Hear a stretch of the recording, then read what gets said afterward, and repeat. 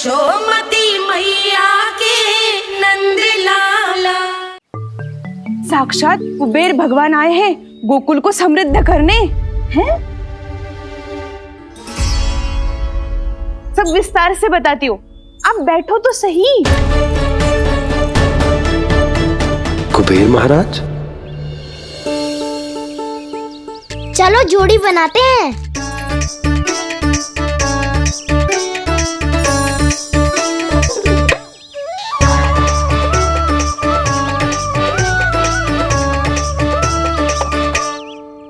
मुझे तो किसी ने ना चुनो, मैं क्या करूं? अरे सुबल, तुझे तो सबसे महत्वपूर्ण भूमिका निभानी है। जो भी उस चट्टान को छूकर तेरे पास सबसे पहले पहुंचेगा वो जीत जाएगा।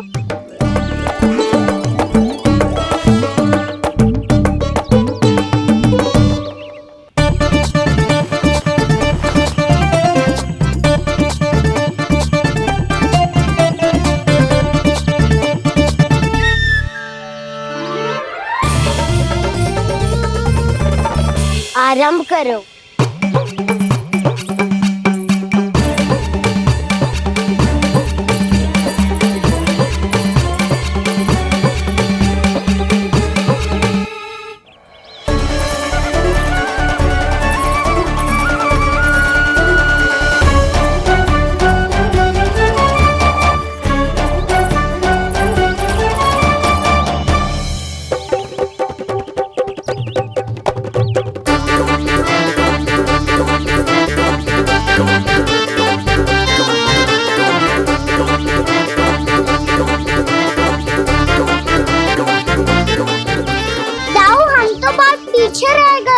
चिंता मत करो कान्हा, दौड़ के आरंभ में ही सारी शक्ति लगाने से हारने की आशंका बढ़ जाती है। देखो वो दोनों थक रहे हैं, यही समय है अपनी गति बढ़ाने का।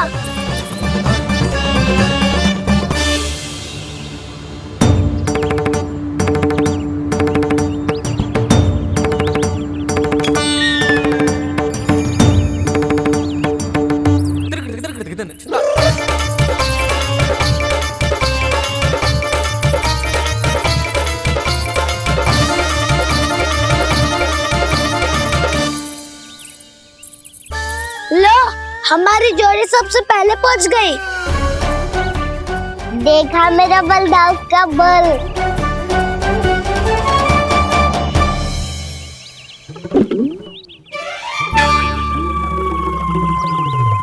ताऊ, वो देखो।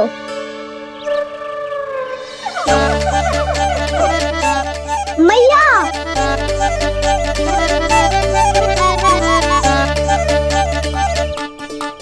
अपने परिवार या अपने सखाओं के साथ या किसी ऐसे व्यक्ति के साथ जिसे उसकी आवश्यकता हो, बांट लेना चाहिए ताकि सबके पास पर्याप्त हो और किसी को भी कछु कमी ना हो, किसी को वस्त्र के बिना रहना ना पड़े, भोजन के बिना सोना ना पड़े।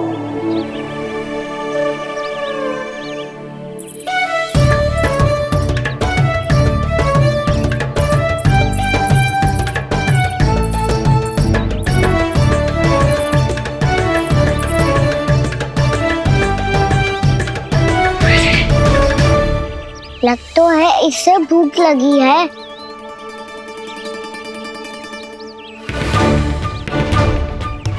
मेरी और क्या देख रहे हो? तुम्हारी पोटली में कुछ तो होगा, दे दो उसे। मेरे नैना मैया ने क्या की थी? जब हम किसी और को देते हैं ना, उससे अनेक गुना नारायण हमें वापिस कर देते हैं।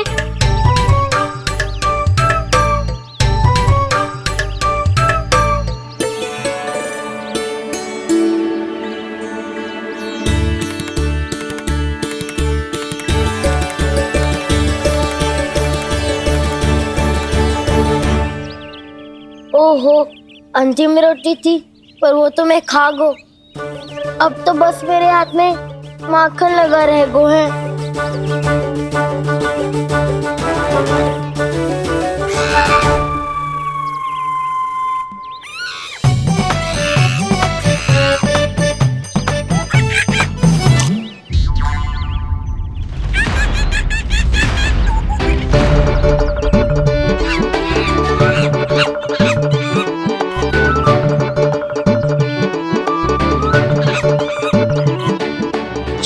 करना सखा।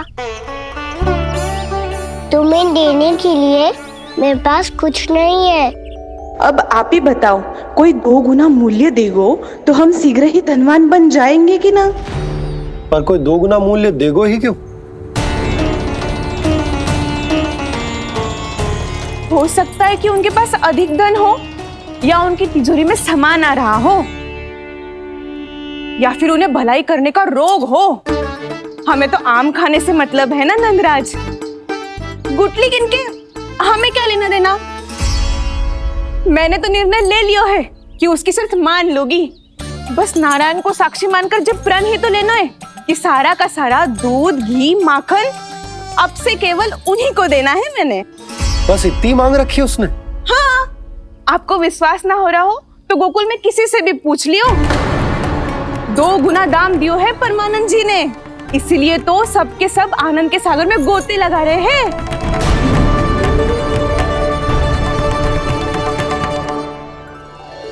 हे नारायण, सुनी है गांव वालों को 2 गुना लाभ हुआ है आज, पर मैं तो माखन बेच ही ना पाई क्योंकि हाट जाने के लिए कोई साधन ही ना मिलो मुझे। ये नया माखन अभी अभी बनायो है मैंने। प्रतिदिन जो माखन निकालती हूँ सबसे पहले आपको चढ़ाती हूँ, ये सोचकर कि कभी तो आपकी कृपा होगी। पर जाने आपका आशीर्वाद कब मिलेगा मुझे, पर जाने कब आपका आशीर्वाद मिलेगा मुझे।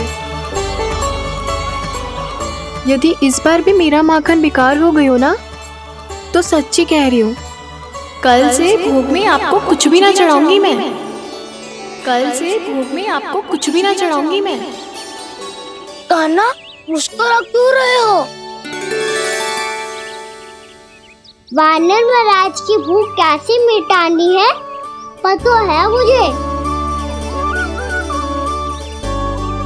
कैसे? माखन से। पर माखन कहाँ मिलेगा? सावित्री मौसी के घर से। तो क्या तुम फिर से माखन चुराने की सोच रहे हो? दाऊ, मेरी बात प्रश्न ही नहीं उठता, इसकी अनुमति नहीं दूंगा मैं।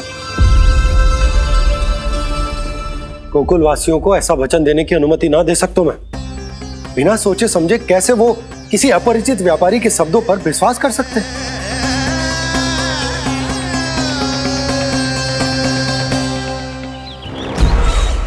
महाराज, गोकुल वासियों को अब धन के जाल जंजाल में फंसने से कोई नहीं रोक सकता। महाराज, मैं धन का ऐसा स्वाद चखा कर आया हूँ कि नंद चाहे जितना प्रयास करे, अब कोई भी गोकुल वासी उसके हित वचन सुनेगा भी नहीं। महाराज, ये बहुत गंभीर बात है, हमें सभा बुलानी होगी यशोदा। जशोदा जी, आप भी कुछ कहो ना नंदराज से। जे अधिक ही सोच रहे, इतनी चिंता करने की कोई आवश्यकता ना है। आवश्यकता तो है। वैसे तो जब कोई लोभ के जाल में फंस जाता है तो उसका बाहर निकलना असंभव है, किंतु फिर भी अपनी दृष्टि चौकन्नी रखना और कान गोकुल में होने वाली हर हलचल पर, क्योंकि मैं नहीं चाहता कि उस छलिया विष्णु अवतार का कोई भी छल मेरे मार्ग का रोड़ा बन पाए। अवश्य महाराज।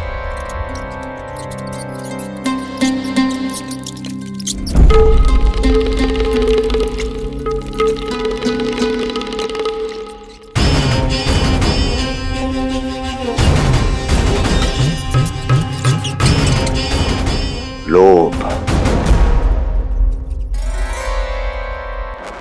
ध्यान रहे परमानंद, गोकुल वासियों पर लोभ का प्रभाव हर बीतते क्षण के साथ बढ़ता चला जाना चाहिए। महाराज, जैसे किसी कबूतर को बिल्ली दबोच लेती है, वैसे ही मेरा फैलाया हुआ लोभ गोकुल वासियों को अपने पंजों में दबोच लेगा, सब झटक लूंगा।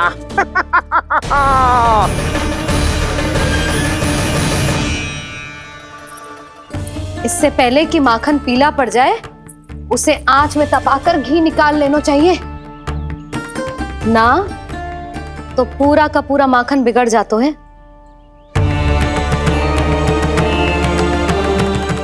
मैं अभी भोला से कहकर सारे ग्वाल ग्वालियरों की सभा बुलाता हूं। मुझे सबसे बहुत महत्वपूर्ण विषय पर बात करनी है।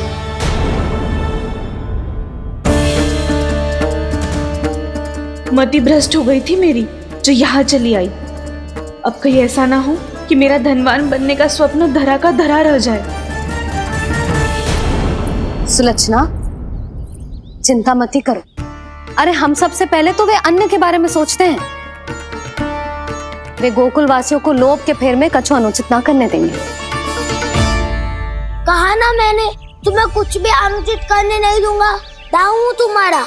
हाँ तो अनुचित बात करने देना दाऊ। पर मैं तो भलाई करना चाहता हूँ। भलाई?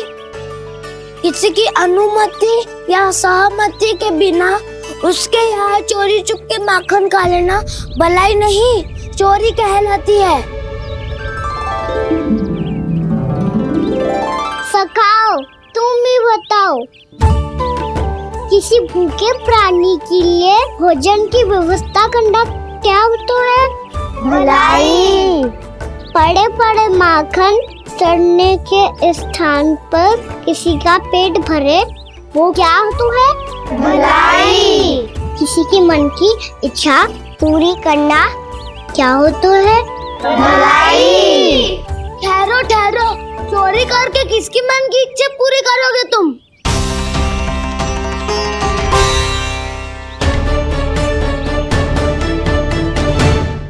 और किसकी दाऊ?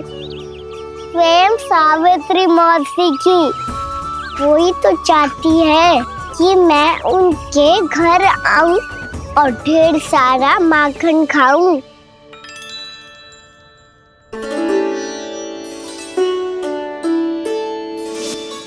तो फिर अगला घर आपका। क्षण भर तो ऐसा लगो जैसे कान्हा ने मेरे मन की इच्छा सुन ली हो। वैसे कितना अच्छा हो तो यदि सुन ही ले तो। तुम्हारे कहने का अर्थ है कि सावित्री मौसी चाहती थी कि तुम उनके घर भी जाओ, जैसे जानकी के घर गए थे। ये बात तो उन्होंने मैया के सामने भी कही थी कि मैं उनके घर जाऊं। ये तो उनका सौभाग्य होएगा। किसी का सौभाग्य बिगाड़ते इतने बुरे ना है हम। ये बात तो सही कही है। मुझे भी कुछ अनुचित ना लगता है इसमें। तुम तो सत्यवादी हो मधुमंगल, तुम्हें क्या लगता है? अब बोल भी दो, वानर महाराज भूखे हैं। वानर महाराज से अधिक भूखा तो मुझे तू लग रहे हो। यदि कान्हा सच्ची में जैसा वानर महाराज की भूख मिटाने के लिए और सावित्री मौसी की इच्छा पूरी करने के लिए कर रहा है, तो दादी के सीख के अनुसार मुझे इसमें कछु अनुचित ना लगता। पक्का हम सच में चोरी नहीं भलाई करने जा रहे हैं। सही कहा दाऊ। यदि भूखे असहाय वानर महाराज का पेट भरोगे तो इसका असली पुण्य तो सावित्री मौसी को ही मिलेगा। इसका अर्थ तो ये हुआ कि कान्हा सावित्री मौसी का घर माखन चुराने नहीं जाएगा, बल्कि उसे दुगना कर देगा। बात तो सही है, तो फिर मैं तुम्हें नहीं रोकूंगा।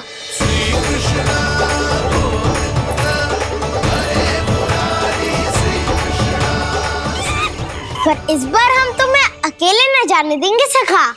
हाँ, हमें भी पुण्य अर्जित करना है और माखन भी।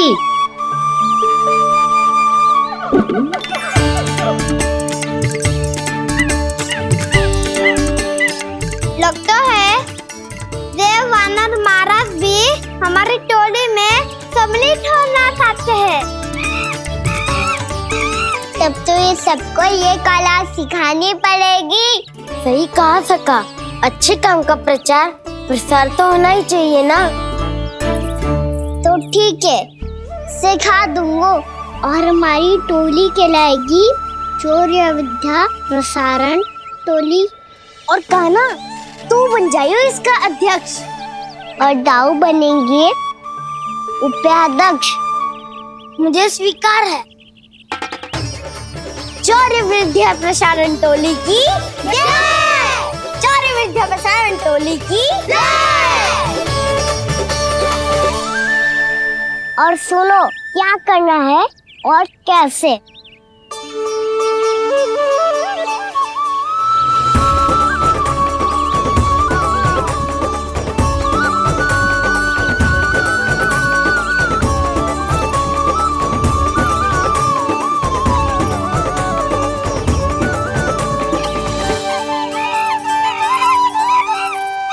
आया कन्हैया रे आया रे माखन का चोर, रोके रुके ना ये सरपट लगाता है दौड़। तुम सब वहाँ छुप जाओ, मैं भीतर देखता हूँ। ना ध्वनि कोई हो ना पता कुछ लगे, आए चुपके से ग्वालों की टोली। चाहे कितना बचाओ छिपाओ कहीं, सारा मक्खन ये कर जाए खाली। मुख से तो लगता है सरल ये बड़ा भीतर से चंचल ये छल से भरा है ये नटखट बड़ा चिच्चोर।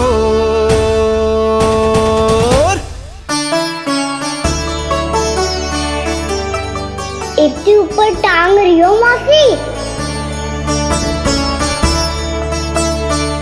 कान्हा सच में आ गयो तो मैं तो धन्य हो जाऊंगी।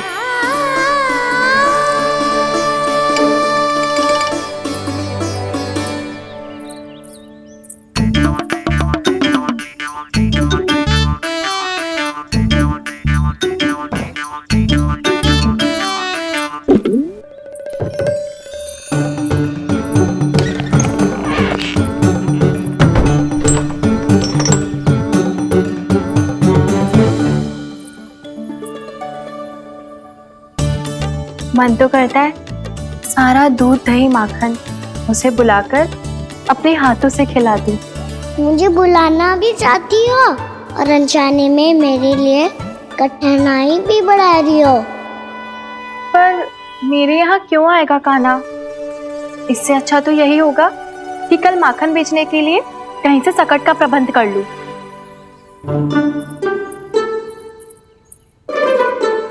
छुप जाओ छुप जाओ।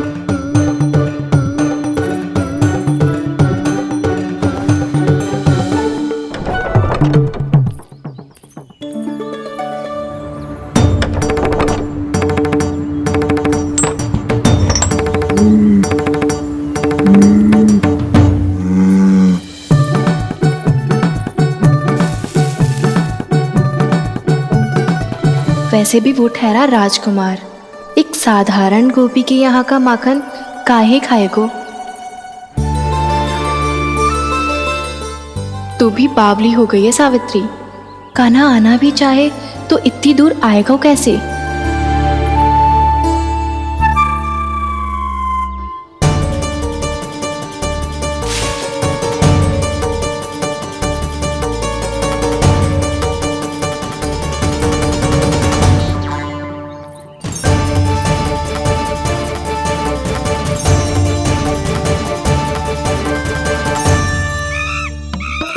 ओ मैया,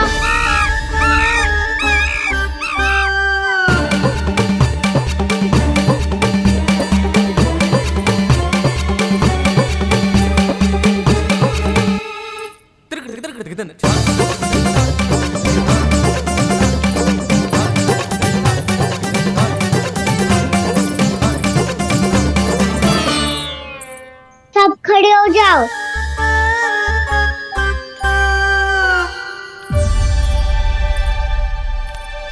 सच्ची मैं भी कितनी बावली हो गई हूँ ना। जब नंदवन की ओर जा ही रही हूँ तो कान्हा के लिए थोड़ा सा माखन ले जाती हूँ।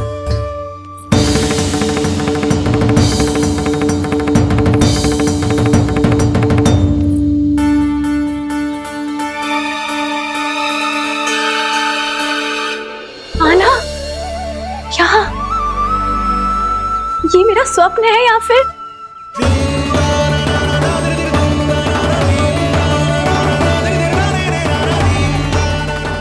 ये सारे बालक यहाँ क्या कर रहे हैं कान्हा के साथ? क्या जानकी सत्य कह रही थी? कान्हा यहाँ पर माखन चुराने आया है। मुझे स्वयं जाके इसे माखन खिलाना चाहिए। चलो, सावित्री मौसी के वापस लौटने से पहले मैं कार्य समाप्त करके वापस भी जाना है। कोई पकड़ी मत जाना।